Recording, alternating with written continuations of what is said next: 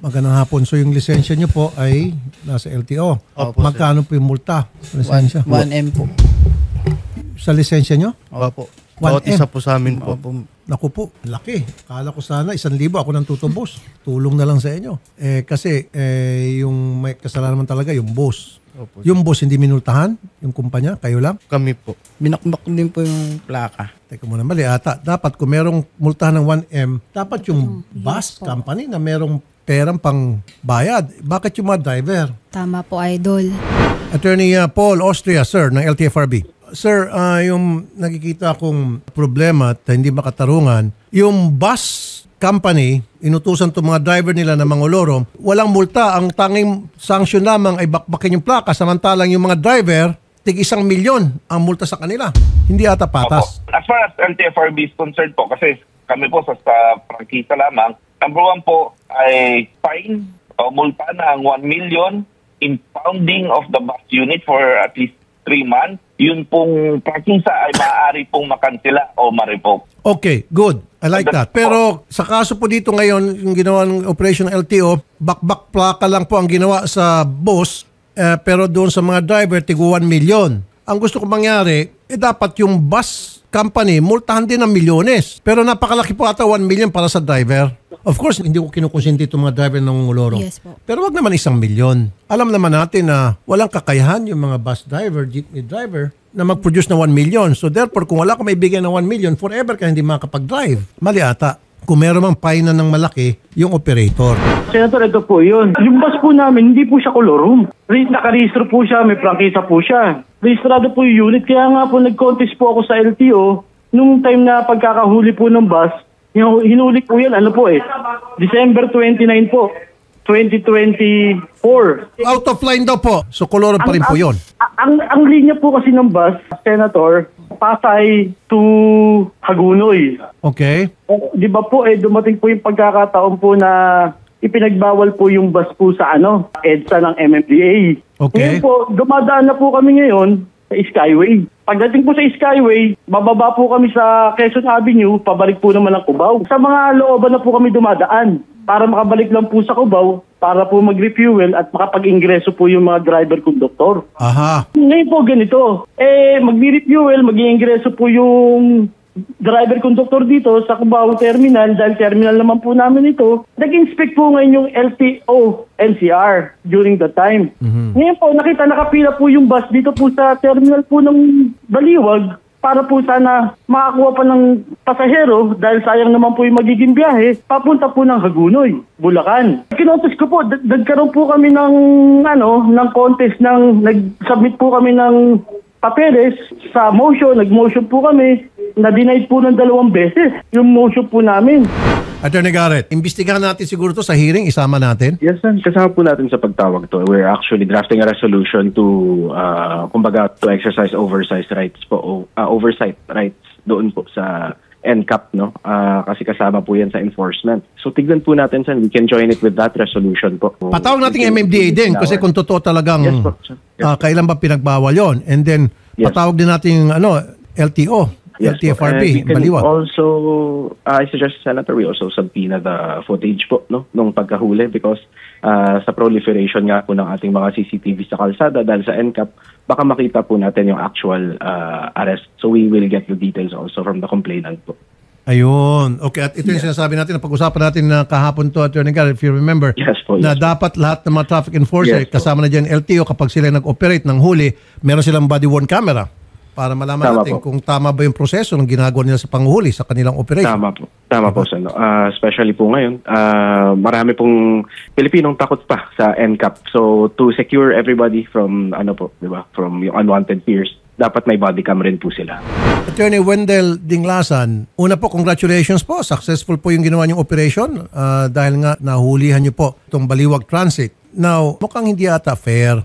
Yung mga driver na nag-drive ng kolorom na bus, minumultahan ng 1 milyon. Senator, actually, yung penalty po ng 1 million is not directly a responsibility of the driver po. It is a solidary responsibility of both the driver po at ng ating operator. So, ibig sabihin po, Senator, hindi naman po required na siya talaga magbayad nun. Solidary po. Ano nangyari po sa boss muna? Upon checking po sa sa records ko po dito sa traffic adjudication, it was adjudicated by LTO NCR and now is subject to appeal po to my office.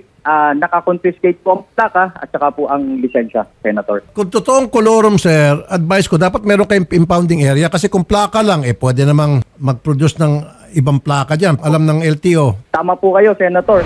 Anyway, ito ngayon sa akin.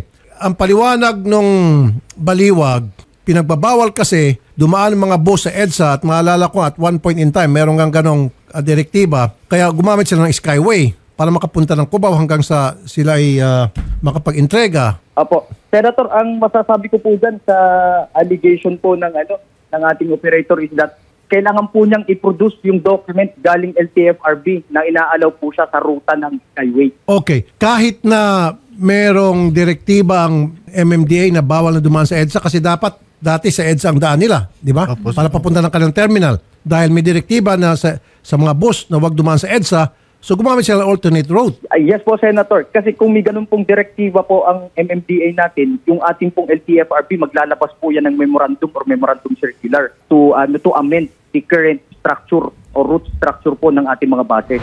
Mr. Mancoste, pakita mo siguro yung direktiba ng MMDA na pinagbabawal kayo sa EDSA. Sinama niyo ba yun sa inyong appeal?